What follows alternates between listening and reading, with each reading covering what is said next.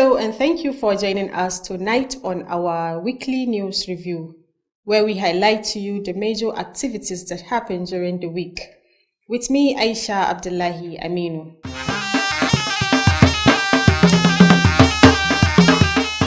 During the week under review, we reported to you that the governor of Sokoto State, Ahmed Aliyu, has presented a 526 billion naira 2025 budget proposal to the State House of Assembly, with the lion's share in the education and health sectors. The budget, tagged Budget of Transformation and Infrastructural Facilities, was the second appropriation since his assumption as governor in early 2023. Our Government House correspondent, Nasir Abubakar Kiri, completes the report. The budget, which allocates 176 billion naira for recurrent expenditure and 346 billion naira to capital expenditure, represents a 46% increase from the previous year's appropriation of over 270 billion naira. Presenting the document to the State Assembly, Governor Aliyu said the largest allocation of 25% goes to education, followed by health sector, both critical among his 9-point innovative agenda. He explained that the opening balance stood at over 11 billion 607 million naira. Independent revenue was 216 billion naira 502 million. Personnel cost was 64 billion and 661 million. Capital Development Fund was 139 billion 455 million naira, as well as aid and grant, which amounts to 14 billion 672 million naira.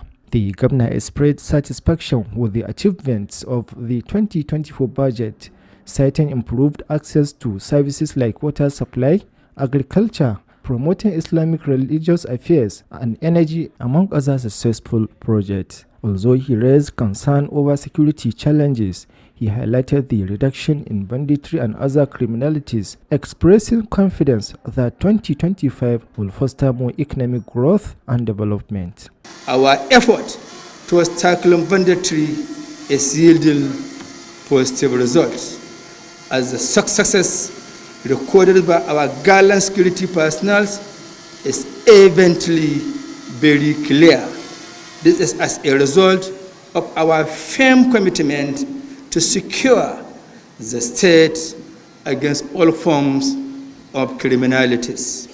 To this end, we have procured and distributed over 130 patrol vehicles to security agencies so as to enhance security operations in the state.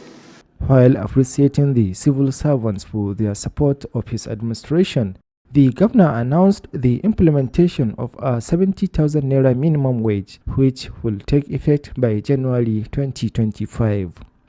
I will not conclude my speech without expressing my sincere appreciation to civil servants of Sokoto State for their support to the present administration.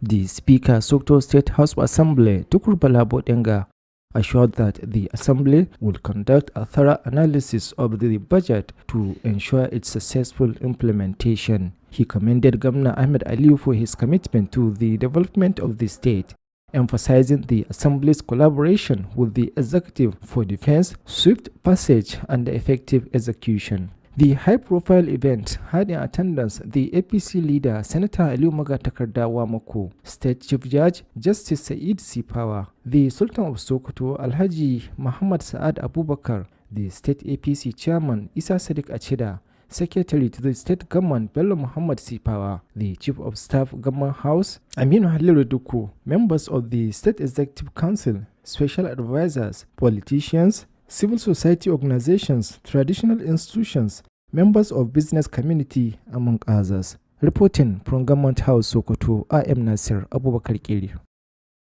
On the week, we also brought to you that the Sokoto State government has demonstrated its commitment to education, with the sector receiving highest allocation of 25% in the 2025 budget. Governor Ahmed Aliyu Sokoto revealed that during the 2025 budget presentation of 526 billion, 882 million, 142,484 naira, 39 kobo to the State House of Assembly, tagged Transformation and Infrastructural Sustainability Budget. Abdurrashid Wadata Buhari attended the budget presentation and reported that the occasion was graced by the APC leader, Senator Aliyu Magatakarda Wamaku. His reports. This significant allocation to education underscores the government's recognition of the sector's critical role in driving development and growth, which is expected to enhance the quality of education in the states. During the 2025 budget presentation at the State House of Assembly, Governor Ahmed Aliyu revealed the figure totaling an impressive of 526.88 billion naira. Of this amount, the education sector received the highest allocation of 25%, which translates to approximately 131.72 billion naira. Governor Aliyu stated that his administration is committed to transforming the education landscape in Sokoto State, and this substantial allocation reflects his dedication to providing quality education and ensuring that every child has the opportunity to succeed. This administration had during the year under review executed many projects. We have fed all the outstanding bills for local and international students of tertiary institutions. The governor also reflects on some achievements recorded in the year 2024 in the education sector, including construction of schools, renovation of the dilapidated structures, prohibition of instructional materials, payment of examination fee for the state indigent, as well as furniture to many schools across the state. The 2025 budget allocation for the education sector is part of a broader strategy to enhance the state's educational infrastructure, improve learning outcomes, and support the professional development of teachers. The education sector's 25% allocation from the budget will be used to build new schools, renovate existing ones, provide learning materials, and implement training programs for educators, ultimately contributing to the growth and development of Sokoto State. Abdurrashid Wadata Buhari, Alu TV News. However, we reported to you that in a significant development, Governor Ahmed Aliyu Sokoto submitted a budget proposal before the House of Assembly, totaling over 526 billion naira to the Sokoto State House of Assembly on Friday. According to our correspondent, Jamilu Musa Meshanu, the governor outlined key aspects of the 2024 budget review and highlighted his administration's accomplishments. The report. For the second year, the education sector received the highest allocation, amounting to 25% of the total budget. Following closely behind is the health sector. Of particular note is the allocation structure, with capital project claiming the lion's share at 66% of the overall budget, while recurrent expenses account for 44%. These contain provision of the implementation of the new minimum wage of the state workers, pension and gratuity payment for senior citizens, and overhead costs associated with running the government. Governor Aliyu stated that during the previous year, his government undertook numerous projects in the state, including the construction and renovation of several mosques. Provided them with boreholes, carpet, as well solar system to the comfort of worshippers. We have also introduced monthly cash allocation to Jumu'at mosques amounting to 90 million naira per month. We have allocated food and cash assistance to imams, deputy imams, and the muazzim, as well as Malam Manzauri and grassroots preachers across the state. We have also introduced, equipped, trained, and operationalized the Hisbah board to address moral dissipation and social vices in our society. The budget is tagged as the Transformation and Infrastructural Sustainability Budget. In response to the proposed budget, Honorable Tukur Balabo Dinga, Speaker of the Sokoto State House of Assembly, lauded Governor Ahmed Aliyu for the achievement recorded under his leadership since assuming office in 2023. He assured that the lawmakers are committed to expediting the approval process to facilitate the rapid passage of the budget documents. Jamilu Musa Mashanu reporting for Alu TV News. On the review, we also brought to you that following the recent presentation of the 2025 budget proposal by the Sokoto State Governor Ahmed Aliyu, ministries, departments and agencies has commenced the defense of their respective offices before the Sokoto State House of Assembly. Sokoto State House of Assembly correspondent Jamilu Musa Meshanu was there for Alu TV News. The report. One of the crucial responsibilities of the legislators is to scrutinize and approve the budget from each ministry, department, and agency to ensure the smooth running of activities. One of the first ministries to have appeared for the defense was the Ministry of Water Resources. The ministry defended its budget before the House Committee on Water, chaired by Honorable Hussein Tukur Faru, a member representing Sokoto North 2 constituency. Commissioner of the Ministry Yusuf Muhammad Machido reiterated the commitment of the state government to ensure the provision of adequate, clean and affordable water in the 2025 fiscal year, highlighting the achievement recorded in 2024 and mentioning plan for the expansion of the water supply to local government areas. This year's budget is going to be centered around construction of and rehabilitation of our water schemes in other local governments away from Sokoto Metropolis and the environment. As we are aware, this year we have just almost finished the construction of 40 million gallons per day water project, which is at Rugal Liman Tamaje Old Airport and Mana. And then at present we're in the process of rehabilitating the main central water board in Sokoto. So by the end of this year, by the grace of God, maybe in 2 or 3 months' time, we'll have enough water in Sokoto Metropolis and the environment. Chairman of the committee, Hussaini Tukur Faru, emphasized that the ministry's budget of 25 billion naira is earmarked to provide access to water supply to communities, aligned with one of the 9-point agenda of Governor Ahmed Aliyu, which the State Assembly aimed to fulfill. Additionally, in a separate development, the Sokoto State Government is set to enhance agricultural activities in the upcoming 2025 fiscal year. This announcement was made by the Commissioner of Agriculture, Honorable Bello Wamoko, during the ministry's budget defense session. Chairman of the committee, Honorable Abubakar Magaji from Bodinga North constituency, expressed optimism that the budget will uplift agricultural productivity in the state. We engaged this morning. We discussed an area of priority, and from the explanation we got from them, we are satisfied that the money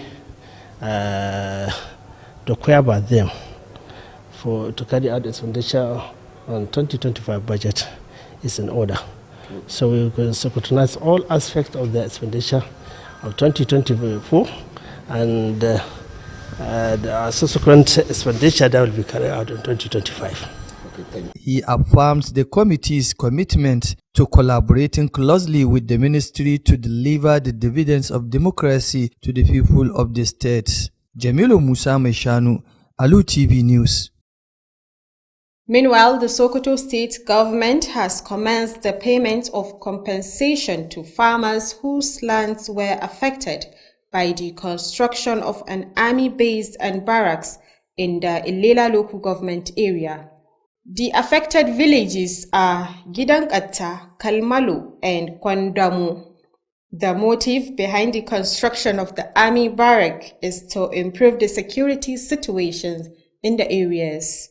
Aminu Al-Husseini Amanawa reports. Presenting the checks to the affected individuals, Commissioner for Land, Housing, Survey and Town Planning, Barrister Nasir Ali Dansoho, explained that the payment was necessary to support local farmers in continuing their agricultural activities. Certainly, as we see, we have the record, and checks have been written by the designated signatory of the account, and each and every person has his name written, and his name is being followed by the total amount expected of him to benefit. He revealed that Governor Ahmad Ali had allocated 98 million for the compensation, saying the payment process was designed to be transparent, with no room for representation to avoid potential disputes. He encouraged beneficiaries to utilize the funds to purchase new farmland for the farming activities in the area. Secondly, the villages heads are here to ascertain and satisfy to the ministry that this is the person involved. Some of them may have more than 1, 2, or 3, as you can see. We have called one person, he has more than 1, 2. And certainly we are paying all, each and every respective persons that we demarcated and evaluated his land will be paid from today up to Friday, inshallah. In this move, according to Barrister Nasir Ali Dansoho, demonstrates the state government's commitment to supporting local farmers and mitigating the impact of development projects on their livelihoods. Some beneficiaries interviewed expressed satisfaction with the process. Aminu Al-Hussein Amanawa reporting for Alu TV News. However, on the week under review, we brought to you that the Sokoto state government has assured of its continued collaboration with the United States on key areas of interest for the development of the state. Governor Ahmed Aliyu gave the assurance when he received the U.S. Ambassador to Nigeria, Richard Miles, who paid him a courtesy call at the Government House Sokoto. Our Government House correspondent, Nasser Abubakar Kiri, has more on the story. The governor, while welcoming the ambassador to the state, said the United States has been executing several intervention programs through USAID and other institutions. The governor, who solicits more in that regard, said such collaboration has a great impact on the areas of education, health, poverty reduction, and training of political and democratic values. Governor Alu told the ambassador that since coming on board, his administration has been engaged in transforming the state and improving the quality of life of the citizenry. On the issue of security, Governor Alu said the state governments are in the best position to control its security, being familiar with their terrain and having a clear picture of the areas. According to him, the states are currently collaborating with the federal government to come up with framework for the way forward on the establishment of the state police.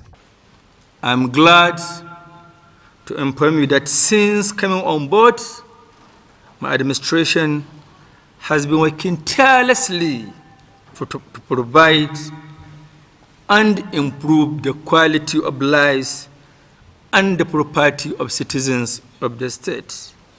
It may interest you to note that in less than 2 years in office, we have executed a number of development projects and programs in the areas of security, provision of infrastructure, potable water, electricity, water supply, healthcare delivery, and provided several facilities to our people.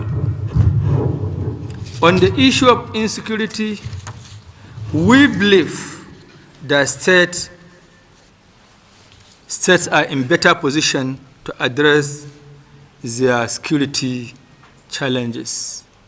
The reason is they have clear picture of their people, settlement, and more familiar in their geoterrain, which is the critical in tackling security problems of such nature. On the purported end of bad governance protest, He lamented that although the citizens have the right to voice their grievances, the opposition attempted to hijack the procession for their own personal interest. Earlier, the ambassador said he was in Sokoto as part of his nationwide tour to listen and learn from Nigerians 5 months after his assumption as U.S. top diplomat in the country. I'm here because of 2 reasons. First, I recently arrived as the new U.S. ambassador to Nigeria in the last 5 months. And in my first 6 or 7 months here, I wanted to have the opportunity to listen, to learn from Nigerians of all parts of the country. And that's why it was important for me to come to the north and to come to Sokoto State. Sokoto State, I know, has an important cultural and religious value in this country, and importance. So it was very important that I come up here and have a chance to speak to people here in Sokoto of all kinds, from the business community to religious leaders to students, and have a chance to talk to the media and find out what the issues are here in Sokoto, what the U.S. government has been doing, the U.S. Embassy and mission to Nigeria have been doing here, and what you would suggest we focus on moving forward. He said Sokoto has important cultural and religious values that attracted the U.S. to various interventions for the benefit of all. Reporting from Government House Sokoto, I am Nasir Abubakar Kiri. Still on the budget defense, we also brought to you that as the budget defense continued in the State House of Assembly, more ministries and parastatals appeared before the House Committee for Defense. Our correspondent from the Sokoto State House of Assembly, Jamilu Musa Maishanu, reported that the Ministries of Health and Religious Affairs were the latest bodies to have defended their budgets. His report. The Commissioner for Religious Affairs, Dr. Jabir Sani Mehullah, provided an insightful overview of the achievements made by the ministry in the year 2024. Dr. Jabir highlighted 3 significant capital projects, such as the rehabilitation of mosques, Islamia schools, and establishment of new cemeteries, as well as restoration of ethics in compliance with the Constituent Authority. Looking ahead to the year 2025, Dr. Jabir disclosed that the ministry's proposed budget of 7 billion naira and will serve as a continuation of the developmental projects initiated in the previous year. This year's budget will be continuation of what we started last year. All the good projects we have started that are yet to be completed, the Jumu'at Masajid across 23 local governments, renovations and provisions of new ones, beautification of Jumu'at Masajid, seminars we conducted, cemeteries. Some of the members suggested some masajid within their constituents that they want us to go for renovation, and also some cemeteries, and we promised that we are going to carry. Meanwhile, the Pilgrims Welfare Agency, led by its chairman, Alhaji Aliyu Musa, the Zakat and Waqf Agency, and the Hizbah board defended their respective budgets before the House Committee on Religious Affairs. The Director General of the Hizbah, Nura Attajiri, emphasized their focus on sensitization and educating the public in Hizbah activities to foster better understanding and compliance. We are going to do our best, and by the grace of God and you, media people, we need your support. We are appealing for people's support, synergy from all angles, security operatives, you media, because the issue is Hizbah is for everyone. Abubakar Shehu Yabo expressed optimism that the 2025 budget allocation will significantly boost Islamic activities within the state. As for our discussion with them, there is some areas being His Excellency has promised, or he come in with 9-point agenda, which he want to execute. And Islamic affairs is one of the 9-point agenda. So his political will, that's what motivated the religious affairs to execute projects and other welfare issues. So under the ministry and some parastatals, they need more funds for 2025. Aligning with one of the 9-point agenda of Governor Ahmed Aliyu to prioritize the development of the religious sector. In similar proceeding, the Ministry of Health and its affiliated parastatals defending their 2025 budget before the House Committee on Health. Commissioner of Health Hajia Asebe Balarabe outlined the achievement from the 2024 budget and reiterated the commitment to enhancing healthcare for society's benefit. Chairman Kabiru Dauda Sese commended the Ministry of Health for its numerous accomplishments and assured the provision of equipped primary health care centers and ambulance across the all 23 local governments in the upcoming fiscal year. Auditor General Office and local government auditors defended their budget before the House Committee on Public Account and Anti-Corruption led by Honorable Mustafa Abdullahi, Sokoto South 1 Constituency. Jamilu Musa Mashanu, reporting for Alu TV News. With that, we've come to the end of this week's weekly news review. Hope you'll join us next week for another fresh episode of our weekly news review. On behalf of the news producer and the production team, my name is Aisha Abdullahi Aminu saying stay tuned for the Hausa version coming up shortly. Good night.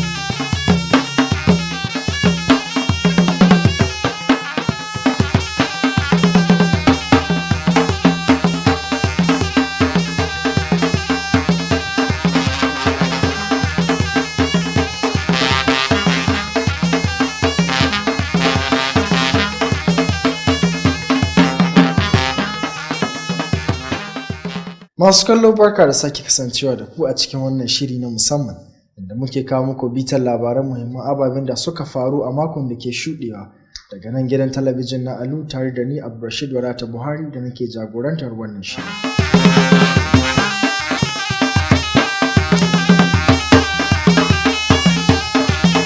To a wannan mako kuwa mun labarto muku cewar gwamnan jihar Sokoto Ahmed Ali Sokoto ya gabatar da daftarin kasafin kuɗin shekarar 2025 a gaban zauren majalisar dokokin jihar Sokoto na kimanin naira biliyan 526 wanda aka baiwa bangaren lafiya da kuma ilimi fifiko a cikin wannan kasafin kuɗin. Kasafin kuɗin da aka yi wa take da sake inganta sha'anin rayuwa musamman na al'ummar jihar Sokoto ya kasance shine kasafin kuɗi na biyu da gwamnan ya gabatar a gaban majalisar tun ɗanewarsa kan kujerar gwamnan jihar Sokoto. Wakilin mu a farar gwamnati Nasiru Abubakar Kiri yana ɗauke da cikin wannan rahoton. Kasafin wanda ya ware kimanin kuɗi naira biliyan 176 a ɓangaren ayyukan yau da kullum ya kuma ware fiye da biliyan 346 ga ayyukan raya ƙasa, inda aka sami karuwar kaso 46 daga kasafin shekarar baɗi na naira biliyan 270. Da yake gabatar da daftarin kasafin ga ban majalisa, gwamna Aliyu ya ce ilimi shine ya sami kaso mafi tsoka na kashi 25 cikin 100, yayin da bangaren lafiya ke biye masa baya, waɗanda duk bangarorin biyu ke zama muhimman bangarori na abubuwan da gwamnatinsa ke baiwa muhimmanci. Gwamnan ya bayyana gamsuwarsa akan ci gaban da aka samar sakamakon kasafin kuɗin shekarar bara, musamman ta haujin samar da ruwan sha, aikin gona, ci gaban addinin musulunci, bangaren makamashi da dai sauransu. duk da ya bayyana damuwa dangane da kalubalen tsaro a wasu sassan jihar nan. Ya bayyana gamsuwarsa a kan yadda sannu a hankali ake samun raguwar ayyukan ta'addanci musamman na 'yan bindiga, inda ya bayyana fatan shekarar 2015 za ta zamo ta bunƙasar tattalin arziki da ci gaba a faɗin jihar nan. A daidai lokacin da ya gode wa ma'aikatan jihar nan akan goyon bayan da suke baiwa gwamnatinsa, gwamnan ya shelanta kuɗi naira 70,000 a zaman mafi karancin albashi ga ma'aikatan jihar, wanda ya ce albashin zai fara aiki a watan janairun shekarar baɗi. Kakakin majalisar dokoki ta jihar Sokoto Tukur Bala Bodinga a nasa jawabi ya bada tabbacin dukufar majalisar wurin nazari dangane da daftarin kasafin domin samun nasarar aiwatar da shi kamar da ya kamata. Ya yaba gwamna Ahmad Aliyu akan dukufarsa wurin kawo wa jihar Sokoto ci gaba, tare da bayyana tabbacin cewa mambobin majalisar za su dukufa musamman a daidai lokacin da ake sa ran mambobin majalisar zartawa su bayyana domin kare kasafin domin gaggauta zartar da shi a mayarwa gwamnati. Gagarumin bikin ya sami halartar jigon APC na jihar nan Sanata Aliyu Magatakardawa Mako, babban jojin jiha mai shari'a Sa'idu Sifawa, mai alfarma sarkin musulmi Alhaji Sa'ad Abubakar na uku, shugaban jam'iyyar APC na jiha Isa Sadiq Acida, sakataren gwamnatin jiha Muhammadu Bello Sifawa, shugaban ma'aikatan fadar gwamnatin jiha Aminu Halliru Dikko, mambobin majalisar zartawa, masu ba da shawara, 'yan siyasa, ƙungiyoyin fararen hula, sarakunan gargajiya, 'yan kasuwa da dai sauransu. Ƙarshen wannan rahoton kenan. Nasir Abubakar Kiri daga fadar gwamnatin jihar Sokoto. So anan ma dai mun labarta muku cewar gwamnatin jihar Sokoto ta sake nanata ƙudurin da take da shi na ganin cewa an samar da ingantaccen ilimi a jihar, inda aka ware kaso mafi tsoka na kashi 25 a kasafin kuɗin shekarar 2025. Gwamnan jihar Sokoto Ahmad Ali Sokoto shine ya bayyana haka a lokacin da yake gabatar da daftarin kasafin kuɗin shekarar 2025 na kimanin naira biliyan 526 da kuma miliyan 882 da 142 da 482 da kobo 30 a gaban zauren majalisar dokoki ta jihar Sokoto, wanda yawa take da inganta sha'anin rayuwar al'ummar jihar Sokoto. Wakilinmu ya rawaito mana cewa gabatar da wannan kasafin kuɗin ya samu halartar jagoran jam'iyyar APC a jihar Sokoto, wato Sanata Ali Magatakardawa Mako. Ga rahoton. Wannan gagarumin kokari na ware waɗannan makudan kuɗaɗe ga ɓangaren ilimi yana nuna irin kokarin da gwamnatin take yi da kuma fahimtar cewa wannan ɓangare yana da muhimmanci wajen samar da ci gaba mai ɗaurewa, wanda ake tsammanin cewa zai samar da ingantaccen ci gaba ga ɓangaren ilimi a jihar Sokoto. A lokacin da yake gabatar da kasafin kuɗin shekarar 2025 a gaban majalisar dokoki ta jihar Sokoto, Gwamna Ahmed Aliyu ya bayyana kimanin kuɗin da ake sa ran za a kashe ga wannan shekarar, waɗanda suka kai kimanin kuɗi biliyan 526.88. A cikin waɗannan kuɗin kuwa ɓangaren ilimi ne ya samu kaso mafi yawa na kashi 25 a ciki, wanda suke kusan kimanin kuɗi naira biliyan 131.72. Gwamna Ahmed Aliyu haka ya nanata cewa gwamnatin tasa tana iya ƙoƙarinta wurin ganin cewa ta sauya fa'annin ilimi a jihar Sokoto. Duba da ware kaso mafi tsoka a cikin wannan kasafin kuɗi yana nuna irin jajircewar da gwamnatin take da shi wurin ganin cewa an samar da ingantaccen ilimi a jihar Sokoto, wanda zai baiwa kowane yaro damar samun nasara a rayuwa. Haka kuma gwamnan ya yi waiwaye ga gagarumin ci gaban da aka samu a ɓangaren ilimi musamman a jihar Sokoto a shekarar da ke karewa ta 2024. Ware kaso mafi tsoka a cikin kasafin kuɗin shekarar 2025 yana daga cikin matakin da wannan gwamnati ta ɗauka wurin ganin cewa an ƙara haɓaka sha'anin ilimi da kuma samar da ƙwararrun malamai a jihar Sokoto. Za a yi amfani da wannan kashi 25 da yake kaso mafi tsoka a cikin kasafin kuɗin da aka ware ga ɓangaren ilimi na wannan shekarar ta 2025 wurin ganin cewa an gina sababbin makarantu tare da gyara waɗanda ke akwai da kuma samar da ababen aiki na karatu da kuma samar da horo ga malamai, wanda zai bayar da gagarumin ci gaba ga sha'anin ilimi a jihar Sokoto. Abdulrashid Wadata Buhari, labaran Alu TV. Sau duka a makon da ke shiɗuwa da mun labarta muku cewa a wani kokari da ake yi na ganin inganta rayuwar al'ummar jihar Sokoto, gwamnan jihar Ahmed Ali Sokoto ya gabatar da daftarin kasafin kuɗin shekarar 2025 a gaban zauren majalisar dokokin jihar Sokoto na kimanin kuɗi naira biliyan 526. Wakilinmu a zauren majalisar dokoki Jamilu Musa Mai Shanu ya rawaito mana cewar a yayin da ake gabatar da daftarin kasafin kuɗin, gwamnan ya yi waiwaye ga ɗimbin gagarumin ci gaban da gwamnatinsa ta samar musamman ga jihar Sokoto. Ga rahoton nasa. Shekara ta biyu ɓangaren ilimi ya samu kaso mafi tsoka wanda ya kai kashi 25 cikin 100 na kasafin kuɗin. Sashen lafiya na biye da shi a baya. Wani abin lura shine tsarin rabon kuɗin tare da ayyukan raya ƙasa da ke da kaso 65 na kasafin kuɗin gaba ɗaya, yayin da ayyukan yau da kullum ke da kashi 44.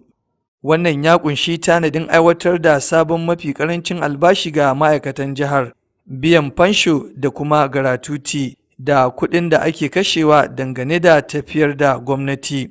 Gwamna Aliyu ya bayyana cewa a cikin shekarar da ta gabata, gwamnatinsa ta gudanar da ayyuka da dama a jihar da suka haɗa da gine-gine da kuma gyara wasu masallatai da dama. Taken kasafin wannan shekarar shine wanda zai kawo sauye-sauye da ayyukan raya ƙasa. Dangane da kasafin kuɗin da aka gabatar, kakakin majalisar dokokin jihar Sokoto Honorable Tukur Balabo Dinga ya yaba wa gwamna Ahmad Aliyu bisa nasarorin da ya samu a ƙarƙashin jagorancinsa tun hawansa mulki a shekara ta 2023. Ya kuma tabbatar da cewa 'yan majalisar sun duƙufa wajen amincewa da ƙudurin dokar domin sauƙaƙa tafiyar da kasafin kuɗin cikin gaggawa. Ƙarshen rahoton kenan. Jamilu Musa Mai Shanu, labaran Alu TV. Ta duka makon da ke shuɗewa da mun labarta muku cewar biyo bayan gabatar da daftarin kasafin kuɗin shekarar 2025 wanda gwamnan jihar Sokoto Ahmed Aliyu Sokoto ya gabatar, ma'aikatu da kuma ɓangarori da hukumomin gwamnatin jihar sun fara bayyana a gaban zauren majalisar dokokin jihar Sokoto domin kare kasafin kuɗin ɓangarorinsu. Wakilinmu a zauren majalisar Jamilu Musa Mai Shanu yana ɗauke da cikin wannan rahoton. Ɗaya daga cikin muhimmin nauyin da ke kan 'yan majalisa shine nazarta tare da amincewa da kasafin kuɗi daga kowace ma'aikata, sashe ko kuma hukuma don tabbatar da gudanar da ayyukan. Ɗaya daga cikin ma'aikatu na farko da suka fito domin kare kasafin kuɗi ita ce ma'aikatar albarkatun ruwa. Ma'aikatar ta kare kasafin kuɗinta ne a gaban kwamitin majalisa kan harkokin ruwa, wanda Honorable Hussaini Tukur Faru, memba mai wakiltar mazaɓar Sokoto ta Arewa ta biyu, ya jagoranta.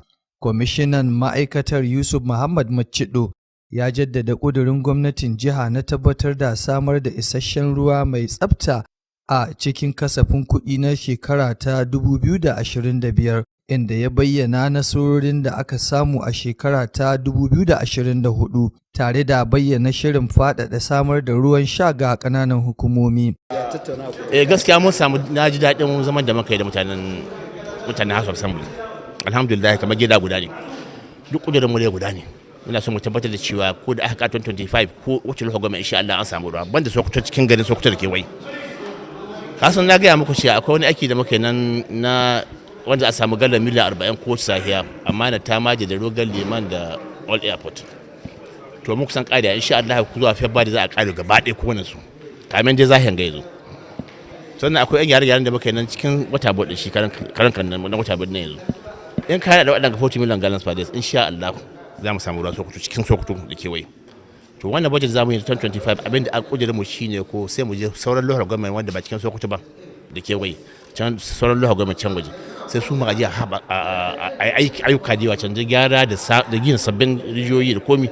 Shugaban kwamitin Hussaini Tukur Faru ya jaddada cewa kasafin kuɗin ma'aikatar na naira biliyan 25 an ware shi ne domin samar da ruwan sha ga al'umma, wanda yana ɗaya daga cikin ƙudura 9 na gwamna Ahmad Aliyu wanda majalisar jihar ke da ƙudurin cikawa.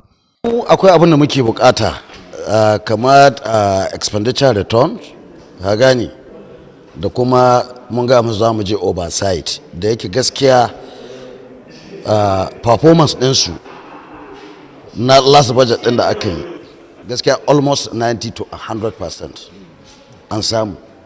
So ayyuka din suna nan, waɗansu ma sun kai 85 ko kuma 95%. So abin da muke gaya musu. Bugu da ƙari, a wani ci gaba na daban, gwamnatin jihar Sokoto ta ƙudiri aniyar bunƙasa ayyukan noma a kasafin kuɗin shekara ta 2025 mai zuwa. Wannan sanarwar ta fito ne daga bakin kwamishinan noma Honorable Bello Makko a yayin kare kasafin kuɗi. Ka san abin da aka ce ma budget. Sannan budget kowa ya san yadda aka gudanar da shi, kuma insha Allah yadda mun ka zo muka kare shi din nan, in Allah so haka za mu aiwatar da ayyukan da ciki. Shugaban kwamitin Honorable Abubakar Magaji daga mazaɓar Bodinga ta Arewa ya bayyana ƙwarin gwiwar kasafin kuɗin zai inganta noma a jihar. Ya tabbatar da ƙudurin kwamitin na haɗa kai da ma'aikatar domin isar da romar demokuraɗiyya ga al'ummar jihar Sokoto. Yana so yin wani da wannan dama in ce su suna kokari sosai ta sanar da kwamiti abin da suke ciki da duk abin da suka kai an sa daga gehen gwamnati suka saya ko suka kashe ko suka yi sayaka. Dama harshen su shi ke sa ana samun matsaloli da yawa tsakanin kwamiti da ma'aikatar da ke kula da ita. To zama da muka da su shekarar ta gabata gaskiya mun su korfe na cewa muna da bukatar kowane wata idan sun kashe kuɗi wanda aka ba su dama to su kawo muna waɗannan takardu ga sakataren ta kwamiti namu. Ƙarshen rahoton kenan. Jamilu Musa Mai Shanu, labaran Alu TV.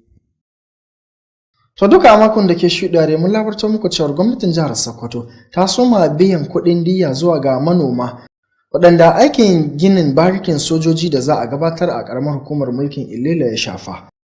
Gawaikun da waɗannan abin ya shafa dai sun haɗa da gidan kata da kalmalo da kuma kwandamo wanda aka yi da zimar ganin cewa an ƙara inganta sha'anin tsaro musamman a gabashin jihar Sokoto. Aminu Alhassan Amanawa yana ɗauke da cikin wannan rahoton.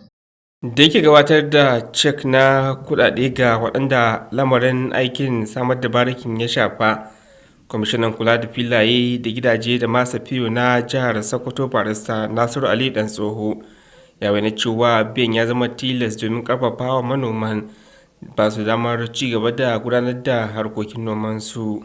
A cewar kwamishinan gwamnatin jihar Sokoto karkashin jagorancin gwamna Ahmad Aliyu ta ware kimanin naira miliyan 98 a matsayin kuɗin da za a biya su na diya wuraren su da aka yi amfani da su, inda bai na cewa sun ɗauki ƙwararren matakai na ganin cewa ba a samu kowace irin hatsaniya ba. A da haka kwamishinan ya karfafa musu na cewa su yi amfani da kuɗaɗen domin sayan sababbin gonaki domin ci gaba da harkokin nomansu, wannan ko a cewarsa zai tallafa wajen bunƙasar harkokinsu na yau da kullum. Wasu daga cikin waɗanda aka biya diyar da aka zanta da su sun bayyana gamsuwa dangane da tsarin da aka fito da shi. Wannan abin kai tsaye hakan ga dai mun yi ta zama jira har wasu suna madadai ƙorafin arewa. Aminu Alhassan Amanawa, labarun Alu TV. So duka makon da ke karewa dai mun labarta muku cewar gwamnatin jihar Sokoto ta sake nanata kudurin da take da shi wurin ganin cewa ta ci gaba da haɗa kai da ƙasar Amurka wurin ganin cewa an samar da ingantaccen ci gaba ga al'ummar jihar Sokoto. Gwamnan jihar Sokoto Ahmed Ali Sokoto shine ya gabatar da hakan a lokacin da ya karbi bakuncin jakatan diplomasiya na ƙasar Amurka wato Richard Mills wanda ya kai masa ziyara a ofishinsa da ke fadar gwamnatin jihar Sokoto. Wakilinmu a fadar gwamnati Nasir Abubakar Kiri yana dauke da cikin wannan rahoton. A daidai lokacin da yake lalemar habin da jakadan a fadar gwamnati ya ce kasar Amurka ta daɗe tana gudanar da ayyuka na jin ƙai daban-daban a jihar nan ta hannun hukumar USAID da sauran hukumomi masu alaƙa da ita. Gwamna wanda ya buƙaci ƙari bisa ga irin wannan ƙoƙarin ya ce haɗin gwiwa tsakanin ƙasar Amurka da jihar nan yana da matuƙar tasiri musamman a ɓangarorin ilimi, kiwon lafiya, yaƙi da fatara da kuma horas da aƙidun siyasa da demokradiyya. Gwamna Aliyu ya shaida wa jakadan cewa tun lokacin da ya kama aiki a shekarar bara gwamnatinsa tana ci gaba da aiwatar da sauye-sauye a jihar nan da ke da manufar inganta rayukan jama'arta. Dangane da sha'anin tsaro kuwa gwamna Aliyu ya ce gwamnatocin jihohi su ne suka fi kamata su gudanar da al'amuran tsaron al'ummarsu saboda su ne suka san inda matsalolin suke. tare da bayyana cewa su ne kamata su ja ragumar wannan aikin musamman a yankunansu. A cewarsa yanzu haka jihohin suna hada hannu da gwamnatin tarayya da manufar fito da nagartaccen tsari wanda zai share fagen kafa 'yan sandan jihohi. Dangane da zanga-zangar kyamatar mummunan mulki da aka gudanar kasar nan a kwanan baya, ya ce duk da yake 'yan ƙasa suna da 'yancin bayyana ra'ayoyinsu, wannan zanga-zangar 'yan adawa da sauran ɓata gari sun karkata akalarta domin nasu ra'ayokan. To farko jakadan ya shaida gwamnan cewa ya ziyarci jihar Sokoto ne a wani bangare na ziyarar da yake gudanarwa a faɗin ƙasa baki ɗaya domin ganawa da 'yan Najeriya a yankuna daban-daban, watanni 5 kawai bayan kama aikinsa a matsayin babban jami'in diflomasiyyar Amurka a Najeriya. Ya ce Sokoto tana da matukar tasiri a sha'anin al'adu da addini a Najeriya, a don haka wannan ya ja ra'ayin ƙasar Amurka domin shigowa da kawo ayyukan jin kai iri daban-daban da haɗa hannu domin amfanar kowane ɓangare. Ƙarshen wannan rahoton kenan. Nasir Abubakar Kili daga fadar gwamnatin jihar Sokoto. To idan muka koma a zauren majalisar dokoki kuwa mun labarta muku cewar ma'aikatan gwamnati dai da dama na ci gaba da bayyana a gaban majalisar dokoki inda suke ci gaba da kare kasafin kuɗin da aka gabatar na shekarar 2025. Wakilinmu a zauren majalisar Jamilu Musa Mai Shanu ya rawaito mana cewar ma'aikatar lafiya da kuma ta lamuran addini su ne hukumomin da suka bayyana a zauren majalisar domin kare kasafin kuɗin ma'aikatansu. Ga rahoton nasa.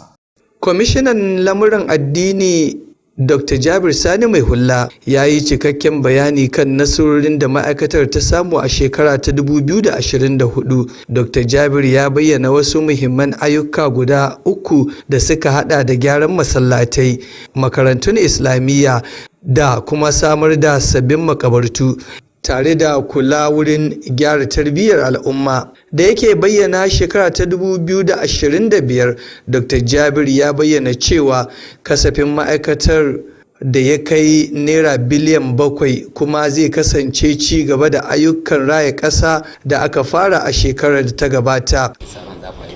a wannan shekarar za mu aiwatar da ayyuka na ci gaban ayyukan da muka fara a wancan shekara. Misali a wannan shekara, wata shekara mai zuwa za mu ci gaba da inda muka tsaya. Misali yanzu masallatai 24 ne zuwa yanzu aka yi allocated, bancin mun so mu yi 30 da wani abu, amma 24 ɗai yanzu. So insha Allah za mu ci gaba kowace local government. Wannan 24 din nan guda 12 cikin gari suke. Da haka akwai sauran local government da za mu ci gaba da yi a wannan shekarar, mu ga an samu musu masallatai, an samu musu makabartu.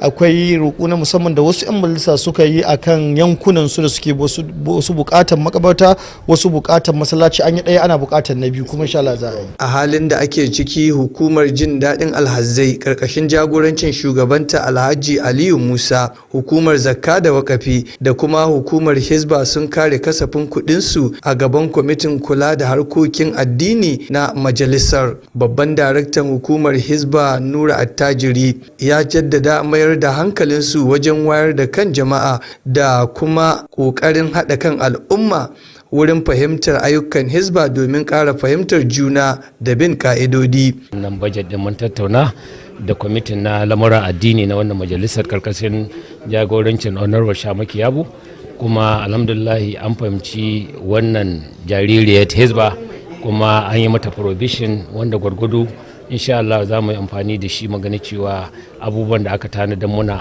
na kamar current expenditure ne wanda ayyukanmu na yau da kullum, kuma kamar wadda na ambata cewa an ware muna miliyan 430 a wannan shekara mai shigowa, kuma muna fata insha Allah wa'annan kuɗin za mu yi aiki da su. Shugaban kwamitin Abubakar Shehu Yabo ya bayyana ƙwarin gwiwarsa cewa kasafin kuɗin shekara ta 2025 zai inganta ayyukan addinin musulunci a jihar, tare da yin duba da harkokin addini suna ɗaya daga cikin ƙudura tara na mai girma gwamna Ahmad Aliyu. Zai inganta ayyukan addinin musulunci a jihar. Duba da harkokin lamuran addini suna ɗaya daga cikin ƙudurra tara na gwamnan jihar Sokoto Dr. Ahmad Aliyu. Girma gwamna yana da ƙudurori guda 9 waɗanda ya alƙawarin aiwatarwa a wannan gwamnati tashi, wanda yake sha'anin addinin musulunci yana ɗaya daga cikinsu. So babu shakka a yi musu tanadi, kuma mun yi magana da su.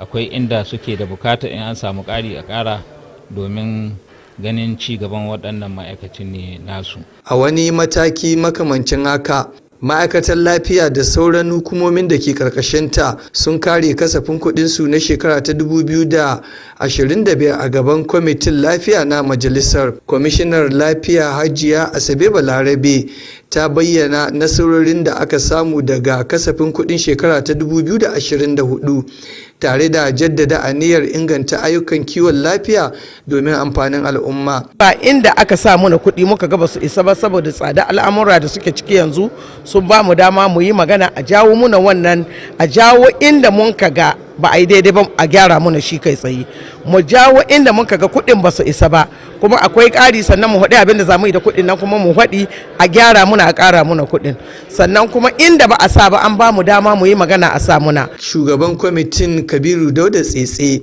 ya yaba wa ma'aikatar lafiya bisa ɗimbin nasarorin da ta samu tare da ba da tabbacin samar da ingantattun cibiyoyin kiwon lafiya na matakin farko da motocin ɗaukar marasa lafiya a dukkanin ƙananan hukumomi 23 a cikin kasafin kuɗi mai zuwa. Sun gaya mana muhimman ayyuka waɗanda za su gabatar suwa shekara mai zuwa shine shekara ta 2025.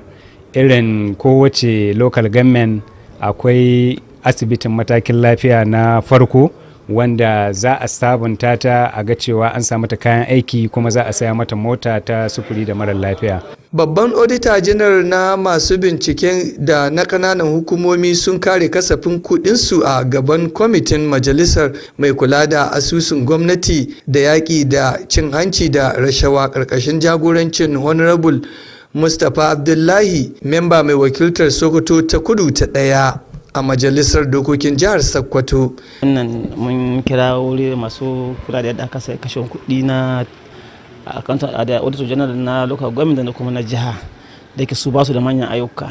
Sun zo dai mun tattauna game da abubuwan da aka basu kuma alhamdulillah gudu sun samu abubuwan da ya kamata su samu kusan kashi 90 bisa 100 bisa abubuwan da ya kamata su samu kuma mun girgiza mai girma gwamnati bisa ga wannan abu da ya musu na basu kudaden da ya kamata ya basu. Karshen rahoton kenan. Jamilu Musa Mai Shanu, labaran Alu TV. To masu kallo duka iya abin da muka samu damar kawo muku kenan a wannan makon, da fatar kun ji daɗin kasancewa da wannan shirin. Da hakan ne ku tarbiyyar mu a wani mako domin jin muhimman ababen da zamu zo muku da su a madadin waɗanda suka taimaka domin ganin wannan shirin ya zo muku. Ni Abdulrashid Wadata Buhari nake cewa mu kasance lafiya.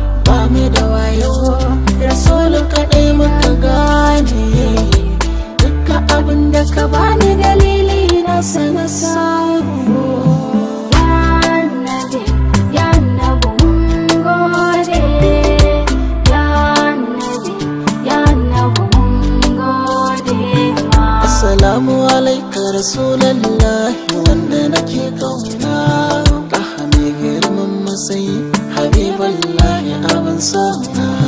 Duniya ta shaida ni masoyinka ne manzona. Alasa a lahira in zama kusa da kai habibina. Ban haɗa ka da kowa ba ya rasul mai cetona. Rabbi sana a tutar sala ilaha illallah.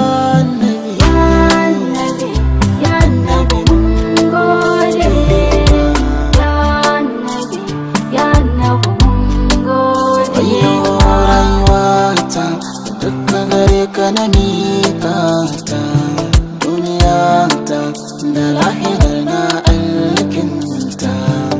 Ni burina ganka cikar hujjata, in samu hutu da ni da zuciyata. Ruhina da kalbina kullum kai ke motsata. Soyayyar taka daban take ya mahabuballah.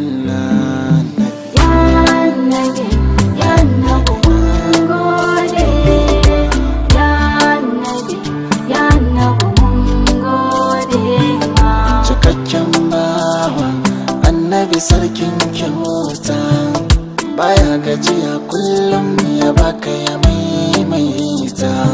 Kuma mai hakuri ne ya abban binta akwai bauta. Mai sa a rina kuka su ganshi su gigita. Shi ne ɗaya tilo wanda ilahu ya inganta. Suka gana da shi la ilaha illallah.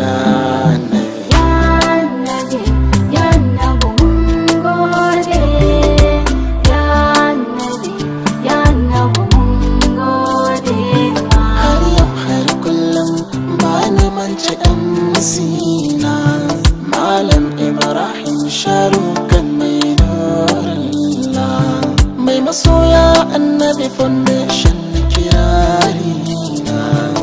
MC na manzan Allah wanda yake ciyarwa, mai bayarwa, mai shayarwa, mai koyarwa, wanda ke nuni ayya ambatan Rasulallah. Nabi mun gode, ya Nabi mun gode ma.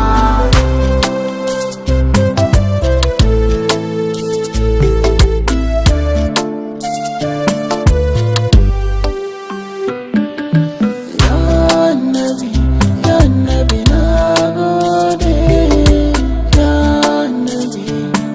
Nabi na gode.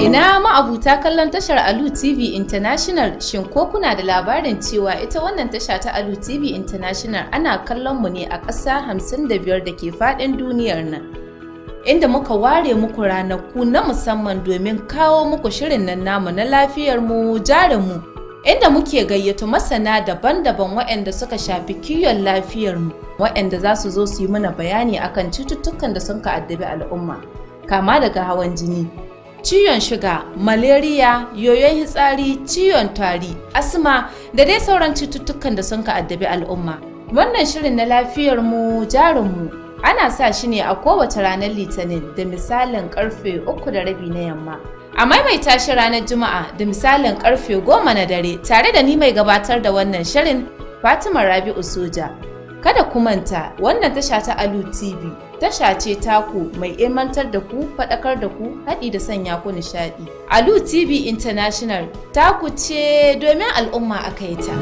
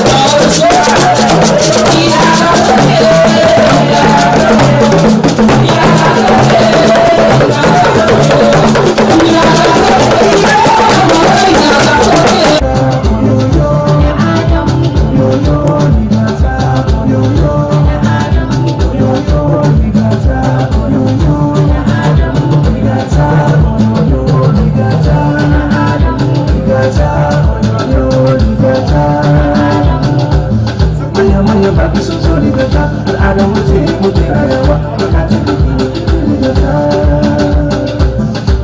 manya baki sun zo ni gata al'adar wuce muke rayawa bukatun da ke gata sakiya wuri don ya gyara kasa sakiya wuri ya gyara kasa kauran gwarzo masha Allah sakiya wuri ya gyara kasa kauran gwarzo alhamdulillah ya wuri ana tabbaki ana yawan gina kuma ya kowa na tara ana al'ada ya ta al'ada a kodin na duniya kowa ya san abin falin kowa ya san ba kilo sun saka kowa na fari ba kilo da kodina sun zo domin shi ba kilo da kodina sun zo domin kallon shi al'adanmu gwanin shawa al'adanmu gwanin shawa na trade fair muna godiya da kuka samu dama cikin karancin lokacin ku haɗe na wanga bukukuwa da ake yi da kuka halarci wanga buki na safiyan yau. Na biyu na farko muna ƙara godiyanmu ga mai girma His Excellency Dr. Nasir Idris Kauran Gwandu Gamjin Yawuri na ƙoƙarin da ba mu goyon baya mu karan kanmu ta hannun Ministry of Commerce ta hannun PAMSEC wanda suka yi kokari bakin gwargwado suka turo mutanensu muka ta mitin da su har Allah ya sa yau muka ci nasarar buɗe wanga taro. Muna ƙara godiya ga mai martaba na ba mu goyon baya da ya yi na zuwa yau da goyi mu ta damunsa da kuma ya samu daman halartar wanga buki namu buɗe taron trade fair da aka yi. Sannan muna ƙara godiya ga su jami'ai da suka ɗauko kayayyakinsu gari ya gari suka samu halartar wanga buki wanda shi ke yau ya fara daga yau kuma har kwana 15 insha Allah. Muna ƙara godiya ga su 'yan ƙungiyar subcommittee dina wanda shi ke mun yi mitin guda ya kai 18 don dai mu ga mun yi nasara ga wanga abu.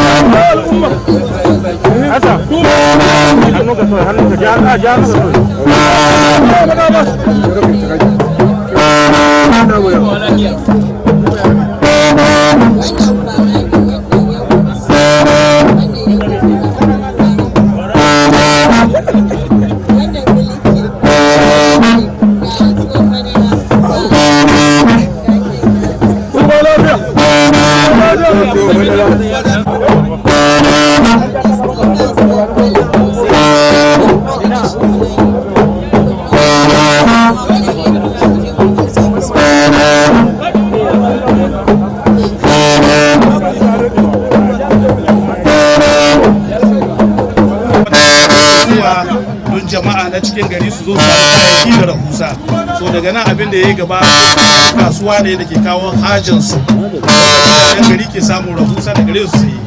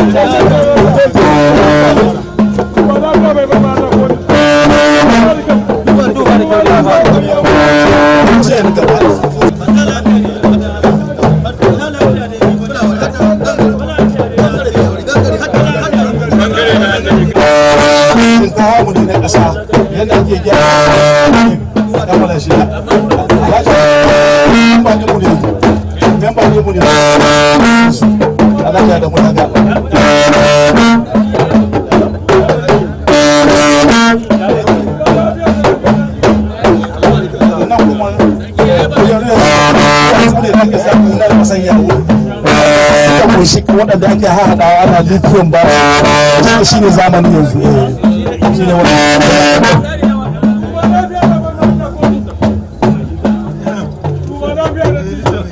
Allah ta rauke ka wannan shi ne ake samun ƙasan albata shi ne dama lamba da akwai lamba ɗaya lamba biyu wannan shi ne yaro wannan course Beirut kenan wannan kuma amatas ne duka a cikin wannan kasa na kamar albarka ake samu shi wannan tupas ne wannan kuma iron o ne wannan kas ne wannan kuma kwafa ne wannan kwafa wannan meka wannan kuma monazite kenan yanzu ana sayen shi sosai shi kuma turawa ke sayen shi suna cire zaikon a cikin shi duk da yake ne ba za mu ci ga abin da suke yi da shi ban sun saya suna sayin shi a wurin mu sosai wannan karagon bayar ne wannan tantalai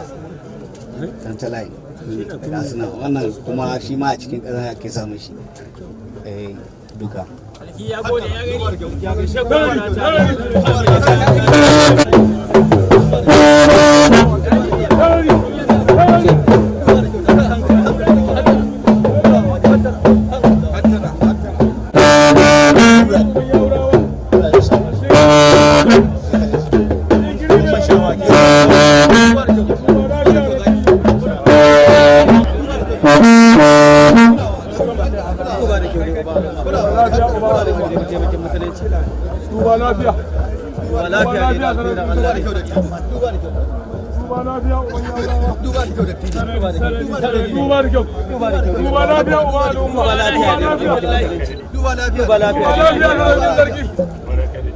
amin abun mai yauri amin amin ya gaishe amin kunkui hatta an gasawa an gasawa to marafa jinkiri bai bar ma Allah komi sarari jinkiri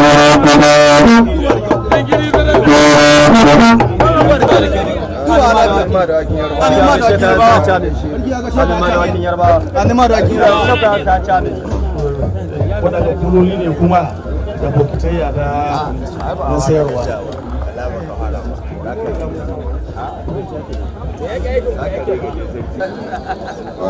sun samu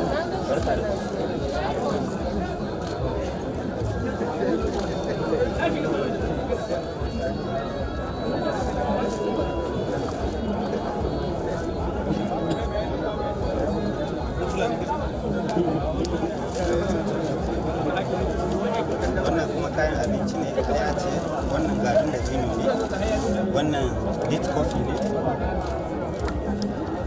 muna da coffee ana amfani da shi da shuga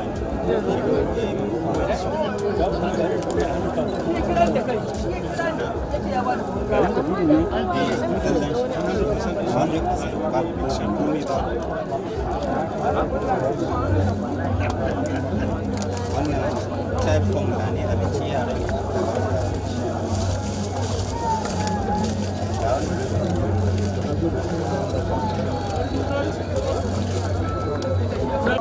saboda hunturun nan yana maganin mura sosai. Akwai za a zuba cibi ɗaya ne cikin ruwa sai a tafasa sai a sha, ruwa tafasa su sai a sha, sai a ɗan matsa lemun tsami, yana maganin mura sosai sosai.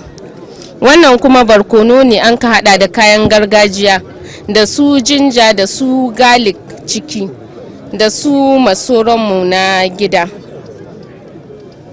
Wannan kuma kanunfari ne da ake sawa ga abinci. Wannan kuma 'ya'yan kadamon ne, shi ma yana da kyau sosai. Wannan kadamon din ana samun shi. Don masa wanda duke son ya yi masa ba sai ya tsaya ba. Masa sinasir tuwo ba sai ka tsaya sai a saye a ce maka da shi gida a hada ba tare da an bata lokaci. To baba gashi gashi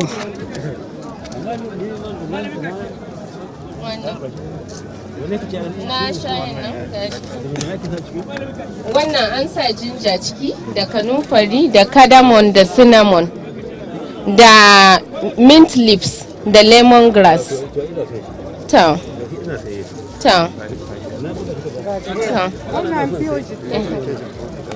guda nawa za a saka? 1,000.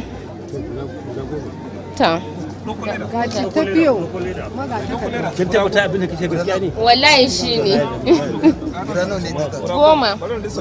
10.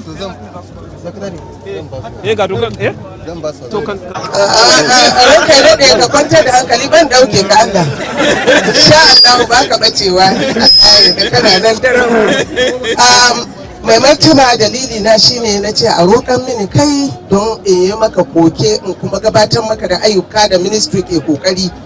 Wannan man kaɗan da ka gani a Najeriya mu ne gaba a duka Najeriya, man kaɗan mu shine best ko a export. Gaskiya shi yasa na ce zan yi magana saboda masu yankan itacen kaɗe suna yanke itacen kaɗe and it's an asset to Kebbi State.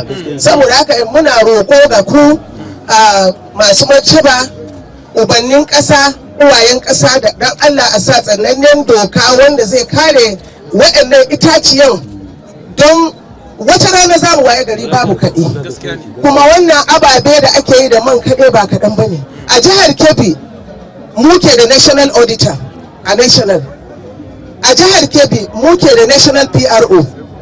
A jihar Kebbi muke da national vice na shea butter. Saboda haka abu alfahari ne ga jihar Kebbi mu ɗaukaka man kaɗinmu domin mu dinga exporting ishi ba wai wasu su zo su saya kamar 'yan China sai su zo su kwashe su je su sarrafa su sayar ƙasar waje sannan su bugo muna mai. Yau gashi Allah ya sa mai martaba muna iya sarrafa man kaɗe ya koma man kaɗe na ruwa gashi shine na shafawa sannan mu yi sabulu da man kaɗan yanga, mu yi man shafi, mu yi man kitso. Shine na ce saboda na san tambara ba su iya sarrafawa ba, na ce mai martaba zan yi domin iyali su wadata. Na gode.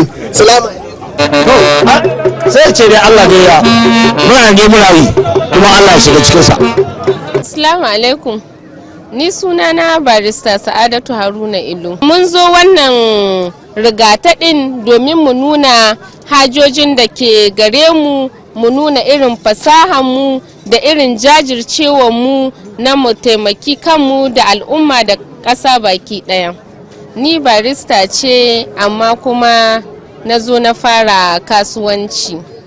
Bayan na zama lawyer sai na ga cewa bai kamata kuma in mai da ƙarfi ɓangare guda ba, sai na fara sana'ar kayan ɗanɗanon girki. Da yake ni mai sha'awar kayan girke-girke ce, to daga nan ne sai na ce to ya kamata in ɗanyi wani abu da zan zama dogaro ga kaina, kuma zan iya taimakon al'umma da mutanen da ke waye da ni. To na fara sarrafa yaji, wannan yajin Hausa ne barkono. Da yake muna cin yaji saboda yana dan taimakawa, duk da yana da illa amma kuma akwai wasu abubuwa da suke taimakawa. Abu na farko da ke taimakawa idan mutum bai da lafiya ya dan samu dan kadan ya barbada cikin abincin shi, zai bashi abin da bature ke kira appetite, zai ji karfin cin abinci. Sannan kuma ina sarrafa kayan shayi.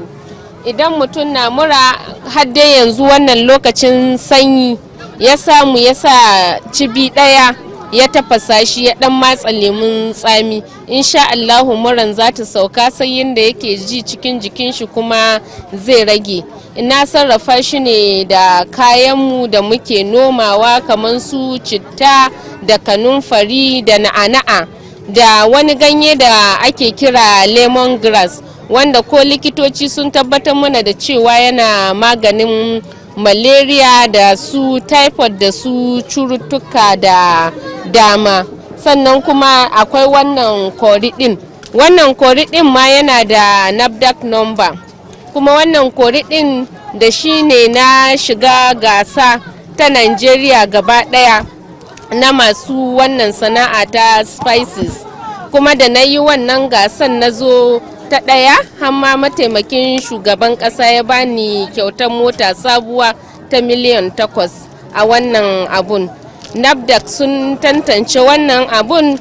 Nigerian Export Promotion Council ma ina da certificate insu, da su SMIDAN da su Standard Organization of Nigeria kuma. Masu kula da ingancin kaya. Da ƙarshe kiran da zan yi ma matasa 'yan uwana, ko dai za a yi karatu, to ka a yi karatu kawai saboda a jira gwamnati ta ba mu aiki. Ya kamata mu yi wani abu mu ma da za mu taimaka ma gwamnati. Ba fa gwamnati kawai za ta taimaka mana ba, har da mu sai mun taimaka ma gwamnati, saboda idan mun yi dogaro da kanmu to kamar mun rage ma gwamnati ita ma wani nauyi da ya kamata. Dama an ce shi canji yana farawa daga kanka ne zuwa kan wani. So sannan ina godiya ga masarautar Yawuri sosai har dai ga sarki da yake da ya zo shi ma ya dan tallafa mini, ya saye kayana gaskiya, da na yi mashi bayani irin sinadaran da ke cikin kayana. Ina godiya ga sarki sannan ga masarautar Yawuri, kuma ina roƙon Allah ya ƙara ɗaukaka wannan masarautar, kuma ya ƙara nuna mana an yi wani rigata haka, an yi lafiya an ƙare lafiya. Gaskiya matan da na koya ma sun fi 1000, saboda akwai lokacin da gwamnatin jihar Kebbi ta ɗauki nauyina, ina koya ma mata 100. So akwai lokacin da kuma aka jawo cikin kowace local government mace 50-50 ita ma na koyar da ita. To kaga muna da wajen local government 21 gare mu nan wannan jihar. So ina fatan su ma sana'ar da na koya musu ba wai za su je gida su zauna ba, za su ci gaba da wannan sana'a. In kana Yawuri local government akwai ƙauyuka, akwai mata da ke zaman banza ba su wani abu. Kai ma za ka shiga ƙauyuka ka samu mata ka koya musu wannan sana'an domin su ma su umfana kamar yadda kai ma ka umfana. Masu kallon mu kamar yadda kuke gani ga mu a cikin bangaren sashen da ake gudanar da baje koli na gasar rigata da za a yi a nan garin Yawuri, wanda zai zo insha Allah a ranar Asabar. Wannan da muka zanta da shi masani ne akan bangaren abin da ya shafi dukkanin ma'adanan ƙasa da ke zaune a yankin Libata, inda ake fito da wannan zinari da kuma sauran duwatsu masu daraja da ake samu a cikin wannan riko na yankin ƙasar Yawuri. Sai ku ci gaba da kasancewa da mu a cikin wannan shiri na bukin rigata domin ganin